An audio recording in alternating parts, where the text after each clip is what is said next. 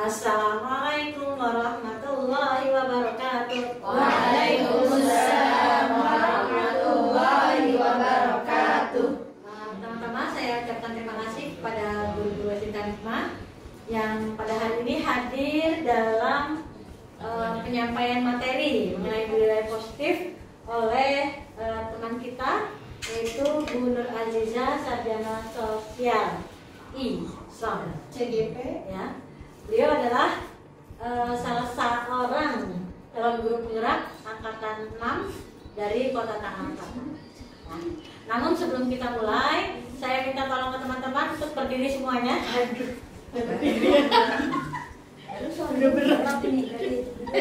Kita belum mulai, kita renggangkan dulu ya. Oke. Volumenya gedenya. Mungkin teman-teman udah pernah ini ya, tepuk apa ya dulu pramuka ya? Pernah?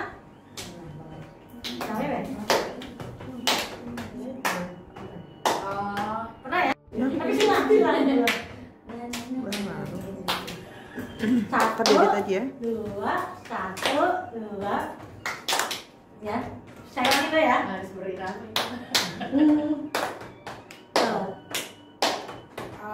Itu ya, siap ya.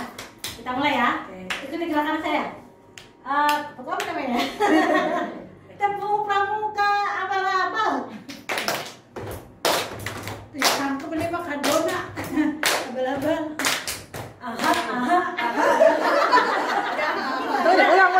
Ulang. Bobo tadi nggak ada arah-arahnya. Jangan kaget Ada abal-abal. Jangan ada abal-abalnya. apa dong? Udah peluk pramuka aja gitu. Salah ya. Tepuk iseng. Tepuk aha. Tepuk hebat itu aha.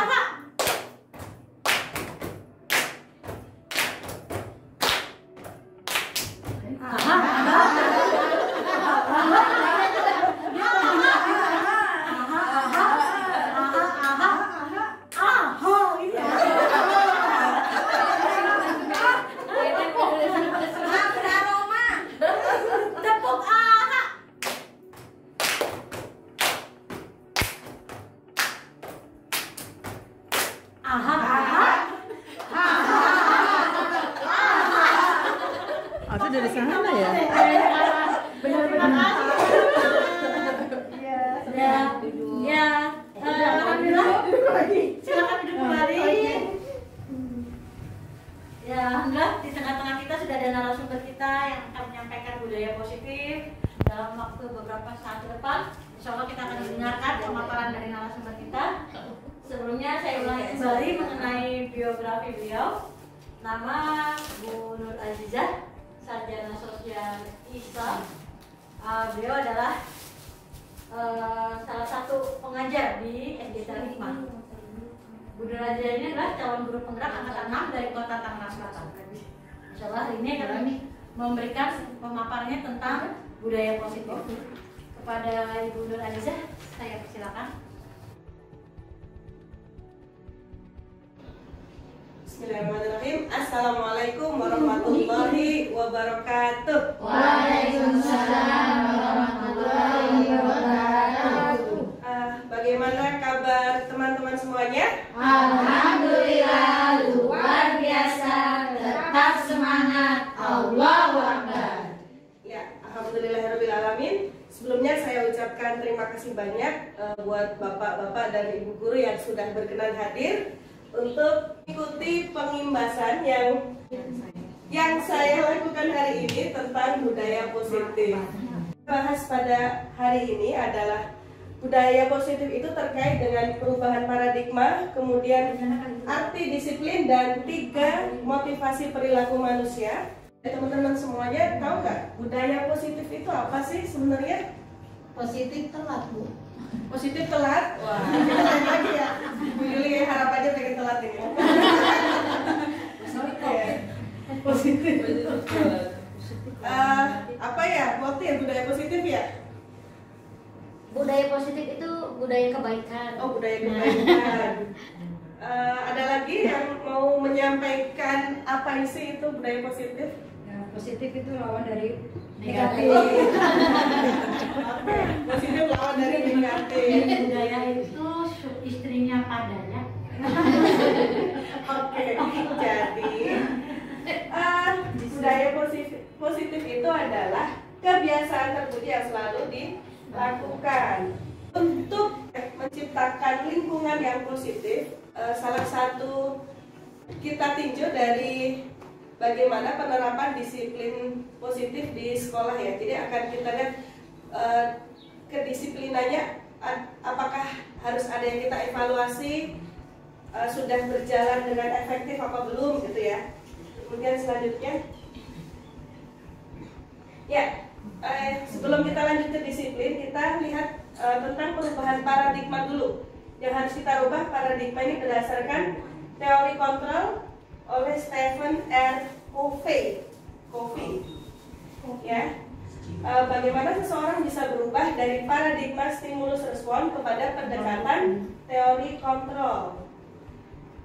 Jadi kata Stephen, bila kita ingin membuat kemajuan perlahan, sedikit-sedikit ubahlah sikap atau perilaku Anda. Namun bila kita ingin memperbaiki cara-cara utama kita, maka kita perlu mengubah kerangka acuan kita. Ubahlah bagaimana Anda melihat dunia, bagaimana Anda berpikir tentang manusia. Ubahlah paradigma Anda, skema pemahaman dan penjelasan aspek-aspek tertentu tentang realitas. Ya, bisa dibandingkan di sini ya. Bagaimana sih perubahan yang diharapkan sesuai dengan Stephen tadi? Di sini sebelah kiri itu stimulus respon, itu kita mencoba mengubah orang agar berpandangan sama dengan kita. Nah, ini harus dirubah di paradigmanya. Kalau sesuai dengan teori kontrol, berarti kita berusaha memahami pandangan orang lain tentang dunia. Kemudian perilaku buruk dilihat sebagai suatu kesalahan. Kalau berdasarkan teori kontrol, semua perilaku itu memiliki tujuan. Orang lain bisa mengontrol saya, tapi dalam teori kontrol hanya Anda yang bisa mengontrol diri Anda sendiri. Pemaksaan ada pada saat bujukan gagal. Kalau teori kontrol, kolaborasi dan konsensus menciptakan pilihan-pilihan baru. Di stimulus respon, model berpikirnya menang atau kalah, terkait dengan keyakinan kelas, hukuman dan penghargaan. Kenapa sih harus keyakinan kelas? Kenapa nggak peraturan saja? Nah, kita coba lihat yang poin pertama. Mengapa kita memiliki peraturan harus menggunakan helm bila mengendarai? Kita memiliki peraturan harus menggunakan helm bila mengendarai kendaraan roda 2. Ada yang tahu jawabannya? Kenapa sih kita harus menggunakan helm? Takut ditangkap polisi atau untuk keselamatan? Ya, untuk keselamatan. Kalau pakai sarung kelibet. Ya. Kalau yang kedua, mengapa kita memiliki peraturan 3M? Menggunakan masker, mencuci tangan, dan menjaga jarak 1,5 meter. Disuruh. Oh, disuruh. Disuruh. Biar sehat. Biar sehat, biar aman, biar selamat juga ya. Sama. Dan yang ketiga, mengapa kita memiliki peraturan harus datang tepat waktu pada saat mengikuti pelatihan atau misalnya datang ke sekolah? Biar dapat transport. Ya, banyak sekali motivasinya ya. Oke. Yuk, lanjut ya, Bu.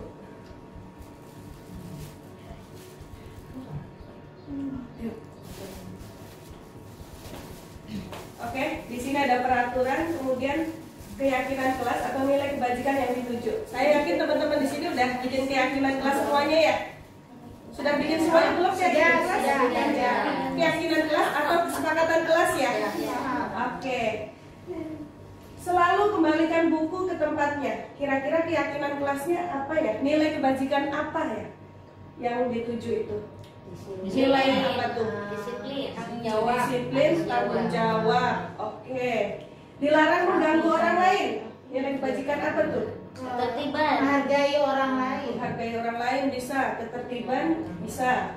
Hadir di sekolah 15 menit sebelum pembelajaran dimulai. Disiplin. Dilarang melakukan kekerasan. mencegah Merasakan menghargai. kenyamanan, Kenyamanan. Keamanan ya. Kenyamanan. Keamanan kenyamanan, Ketertiban. pembelian juga juga ya. dilarang menggunakan narkoba, Peraturan Itu kesehatan, kebajikan apa tuh? Kesehatan bisa. Oke, kemudian bergantian atau menunggu giliran. moral. Sabar, kesabaran. budaya antri. Atau Bu? Terlatih emosional. Pelatih emosional, budaya antri. Oke, gunakan masker. Disilik bajikan. Disiplin, kesehatan. Oke, jangan berlari di kelas atau koridor. Keselamatan. Iya. Oke, lanjut Bu. Jangan mengantuk saat biasa. Aku yang ngantuk. Masih banyak sekali nih. Oke, di sini ada tindakan guru. Ini merupakan hukuman atau konsekuensi. Oke, mencatat 100 kali di dalam buku kalimat. Saya tidak akan terlambat lagi karena terlambat sekolah. Itu hukuman atau konsekuensi? Hukuman. Yang kedua, lari mengelilingi lapangan basket 2 kali karena terlambat hadir di sekolah. Hukuman. Murid diminta untuk push up 15 kali karena tidak menggunakan masker. Hukuman. Menggantikan kertas tugas teman yang telah dicoret-coret. Perawatan. Freedom, kebebasan. Fun, Senang. senang. Ini adalah kebutuhan dasar manusia.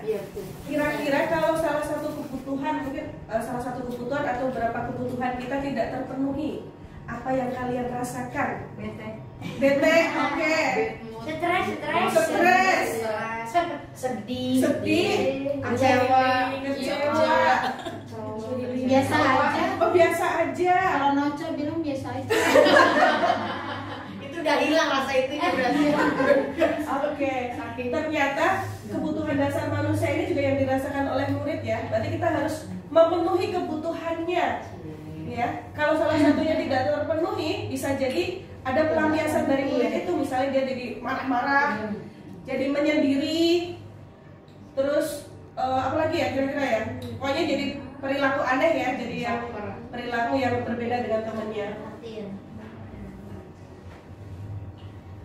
Oke, coba ini kita analisa kasus ya. Ibu guru bilang, aku tidak boleh bersenandung sewaktu mengerjakan tugas. Katanya, kelas harus tenang, tidak ada suara. Padahal kan aku suka dan senang menyanyi. Itu merupakan kebutuhan apa? Fun. Oke. Benar, sepakat ya? Sepakat. Yang kedua, ibu guru tidak menyapaku hari ini. Padahal aku pakai jepit rambut baru. Itu kebutuhan apa? Belonging. Merasa diterima, kasih sayang ya, belonging ya. Oke, sepakat nggak? Sepakat. Aku bosen masa belajarnya cuma gitu-gitu aja. Dengerin ibu guru aja. Nah ini model-model penceramah ya. Murid ternyata bete tuh. Itu kira-kira kebutuhan apa itu? Dari survivor, belonging, Freedom. Pengen belajar tuh bersenang. fun ya, kesenangan ya, mereka pengen seneng ya. Oke. Aku sebel, gambarku tidak rapi. Malah ibu guru nunjukin ke teman-temanku di depan kelas. Butuh apa itu? Iya. Memiliki. Ini pertanyaan. Penghargaan.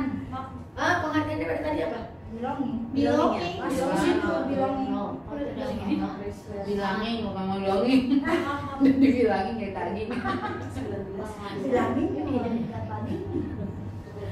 Kalau gitu. Asli manisan. Oh iya. Dibanding Andi aku enggak. Kira-kira sesuai nggak jawaban kita ini? Kunci jawaban nih. Yang pertama tadi kesenangan, udah betul ya. Yang kedua kasih sayang dan rasa diterima. Yang aku bosen masa belajarnya cuma gitu-gitu aja. Kebebasan ya. Kebebasan. Yang terakhir penguasaan. Oke, next. Penguasaan. Penguasaan itu power. Orang gue yang berkuasa di sini. Oke, kita lanjut ke 5 posisi kontrol guru. 5 posisi kontrol guru ini penghukum, kemudian pembuat rasa bersalah, teman, pemantau, dan terakhir manajer. Kira-kira teman-teman semua seringnya di bagian yang mana nih? Di posisi yang mana ini? Penghukum kah? Pembuat rasa bersalah kah? Teman ke Pemantau? teman ke bawah. Teman ke bawah ya? Iya. Karena saya guru yang baik, maka saya pulang. Kayaknya memantau. Dan kadang 5-5-nya suka ada. Iya. Kalau yang di atas dadakan. Iya. Oke, kita lihat video ya. Boleh tolong disimak videonya. Oke, mantap. Videonya Kapan sih kamu tidak terlambat? Malas sekali ya kamu jadi anak. Saya Dasar pemalas. Gak kapok-kapok sih kamu. Sudah berapa kali terlambat? Sana, kamu keliling lapangan basket 2 kali. kenapa saya harus ke lapangan basket, Bu? Kenapa? Kamu melawan ibu. Berani-beraninya jawab. Sudah terlambat, masih berani jawab pula. Sekarang, keliling lapangan basket 5 kali sekalian. Biar kapok. Cepat. Pergi sana ke lapangan basket. Posisi penghukum biasanya berbicara dengan nada tinggi, menghardik, menunjuk-nunjuk, menyakiti, dan menyindir. Hukuman bisa berupa fisik maupun psikis. Ibu dan bapak guru lapar ibu. Tadi cenderung akan izinnya ke toilet dia. Satu makan kopi. Makanannya di Toiletnya di depan makanan itu. videonya Habis dikeluarin langsung lapar ya. yang tadi posisi penghukum ya tadi.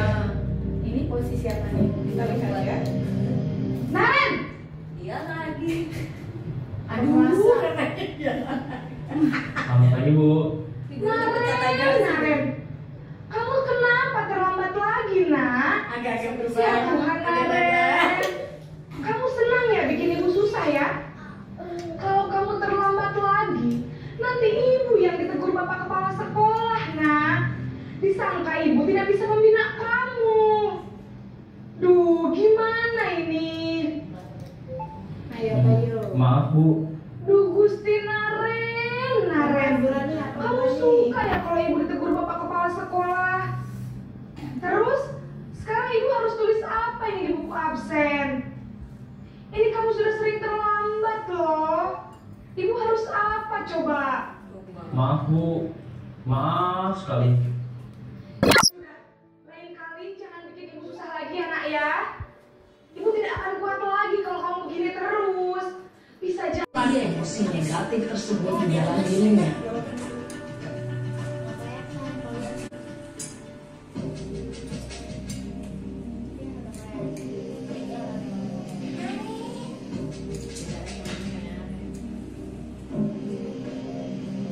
Naren!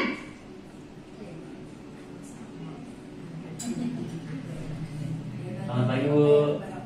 Wah, sudah jam berapa ini nak? Terlambat lagi ya sayang. Iya, Bu. Habis ibu saya lupa bangunkan saya, Bu.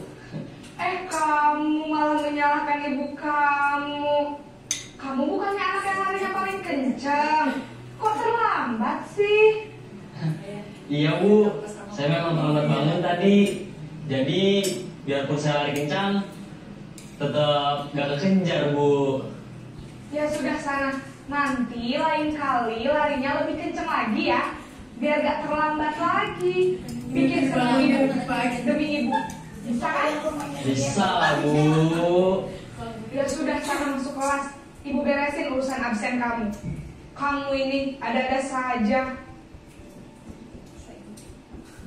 Dalam posisi teman, guru berbicara dengan nada suara ramah, akrab, cenderung bersenda gurau untuk menjaga suasana tetap santai. Murid akan merasa senang, aman, dan akrab dengan guru. Identitas yang tercipta adalah identitas sukses atau berhasil. Namun, perlu diingat, karena ini masih dorongan eksternal, maka ada faktor ketergantungan dari murid kepada orang tertentu.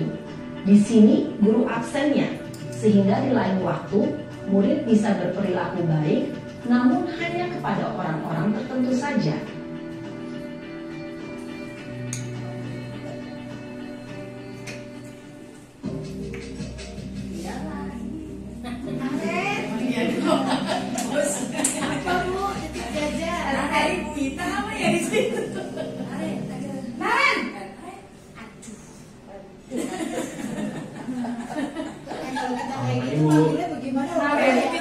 Apa peraturan sekolah kita tentang jam berapa kita harus masuk sekolah, Nak?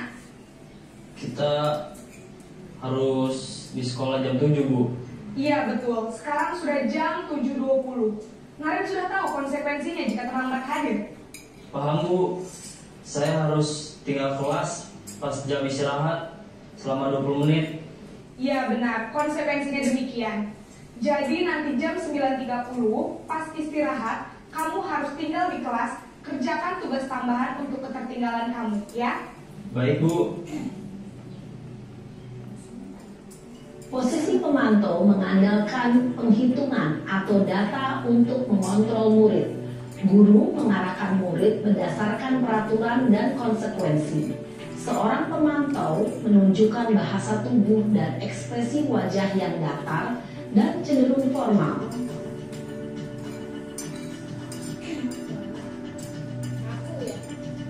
Manggilnya cuma tenan.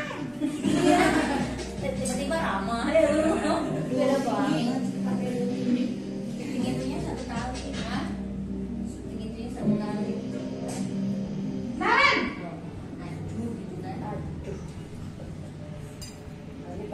Selamat pagi, Bu. Selamat pagi, Naren. Maaf, Bu.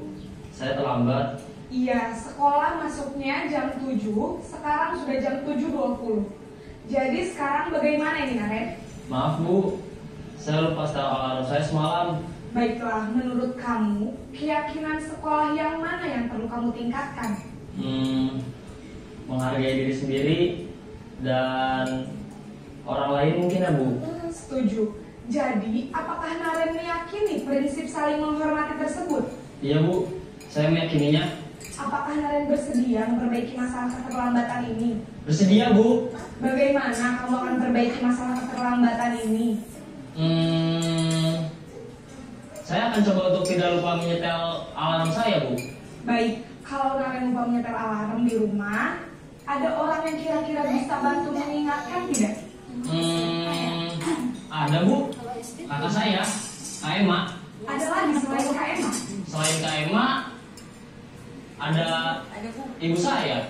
Baik, jadi yang mengingatkan Naren adalah Kak Emma dan ibu kamu, ya? Kira-kira akan mulai setel alarm kapan nih, Naren? Setelah pulang sekolah, akan segera saya lakukan. Baik, jadi Naren akan setel alarm untuk bangun besok pagi dan akan diingatkan oleh kakak dan ibunda Naren, ya? Ada lagi yang mungkin perlu dilakukan, Naren? Agar tidak terlambat bangun lagi. Tidak ada, Bu. Baik, Naren. Terima kasih untuk kerjasama kamu. Sekarang kamu perlu kembali ke kelas untuk belajar. Baik, Bu. Terima kasih. Posisi manajer adalah posisi kontrol yang disarankan untuk membimbing murid memiliki sikap disiplin yang positif, yaitu murid yang mandiri, bertanggung jawab, dan dapat memecahkan masalah. Tujuan dari posisi ini adalah agar murid dapat berefleksi atas tindakannya. Guru akan dengan tulus memberikan pertanyaan-pertanyaan bermakna, sehingga membuat murid dapat belajar dari kesalahannya dan mencari sebuah solusi untuk menyelesaikannya. Ibu dan bapak guru hebat, setelah mengamati adegan kelima posisi kontrol tadi, kira-kira posisi mana yang paling ideal? Posisi mana yang dapat menunjang motivasi intrinsik murid? Ya, tentu posisi manajer. Posisi ini memang posisi ideal yang ingin dituju setiap pendidik. Pada posisi inilah, guru dapat menerapkan disiplin positif yang berpihak pada murid, yang memerdekakan murid. Perjalanan seorang pendidik tentunya tidak mudah untuk sampai pada posisi seorang manajer.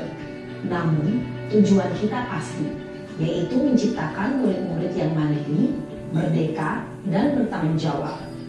Semoga penggambaran 5 posisi kontrol yang telah diperlihatkan ini dapat menjadi ajang refleksi bagi kita semua, agar dapat terus mengasah dan menerapkan disiplin positif yang memerdekakan murid. Mari terus berlatih dan bersemangat. Selamat menerapkan. Salam dan bahagia Ibu dan Bapak Guru hebat.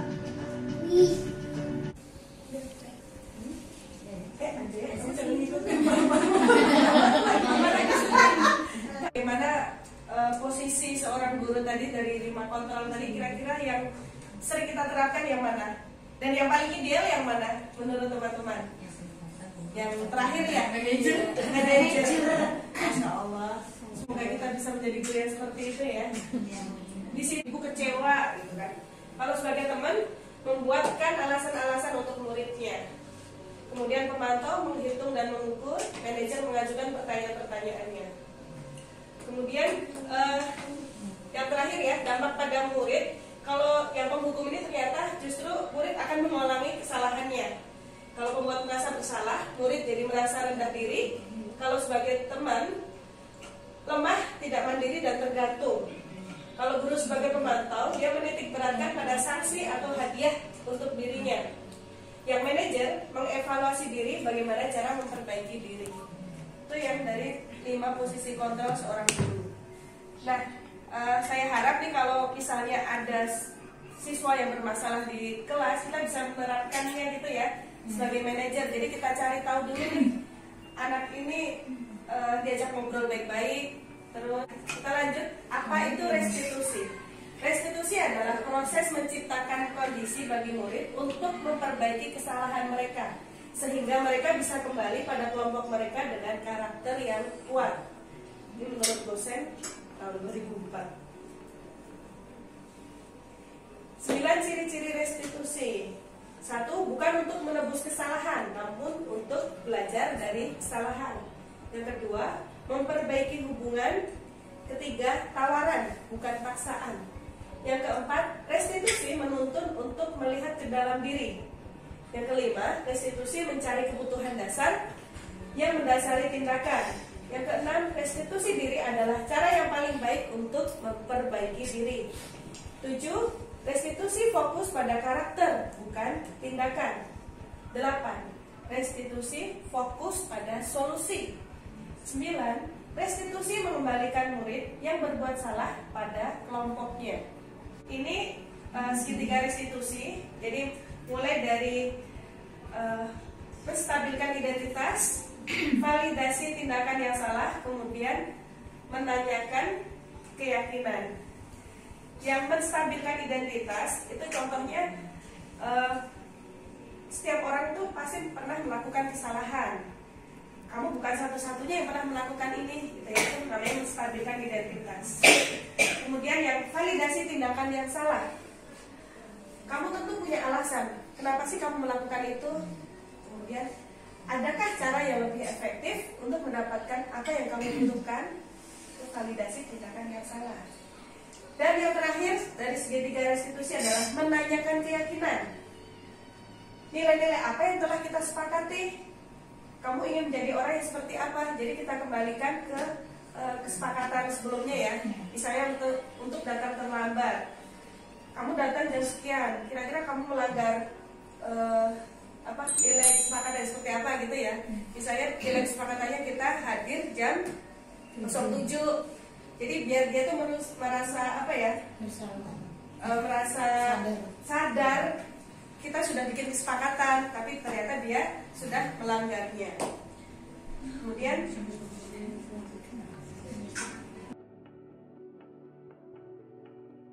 kasih pada Ibu Azizah yang sudah memaparkan tentang budaya positif. Itu luar biasa ya. Dari narasumber kita sudah menyampaikan bahwa ada dua motivasi ya, internal dan eksternal. Bagaimana kita akan membangun murid-murid kita, mereka mempunyai motivasi internal. Mengerjakan sesuatu bukan takut karena peraturan ya Bu Azizah ya, bukan karena takut dihukum, tapi memang karena ada motivasi internal dari diri masing-masing murid. Mungkin dari teman-teman kalau ada yang mau ditanyakan ke narasumber silakan. Ada yang belum jelas silakan.